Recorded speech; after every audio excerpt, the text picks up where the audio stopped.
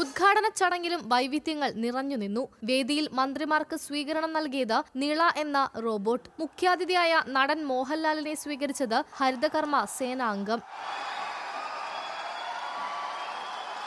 കലാ സാംസ്കാരിക രംഗത്തെ സമഗ്ര സംഭാവനയ്ക്കുള്ള ചെങ്ങന്നൂർ പെരുമ പുരസ്കാരം നടൻ മോഹൻലാലിന് സമ്മാനിച്ചു. കേരളത്തിന്റെ സാമൂഹിക സാമ്പത്തിക വ്യവസ്ഥയെ തന്നെ അടിമുടി മാറ്റിയെഴുതിയ കുടുംബശ്രീയുടെ ഏത് പ്രവർത്തനവും അഭിനന്ദനാർഹമാണ്, പ്രോത്സാഹനം അർഹിക്കുന്നതാണ്.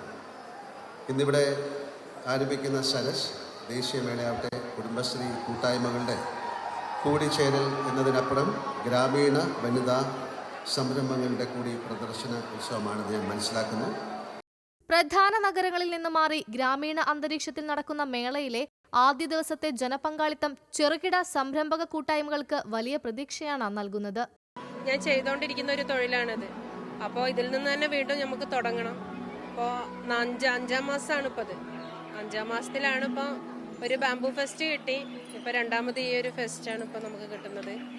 അപ്പോൾ എന്താ പറയുക, ഒരു പ്രതീക്ഷയുണ്ട് ചെങ്ങന്നൂര് കൈവിടൂലാന്ന്. ജനുവരി 31 വരെ നീളുന്ന മേളയിൽ ദിവസവും വിവിധ കലാപരിപാടികളും അരങ്ങേറുന്നുണ്ട്. പുസ്തക പ്രദർശനം, pet show, flower show, robotic show തുടങ്ങിയവയും കാണികൾക്കായി ഒരുക്കിയിട്ടുണ്ട്.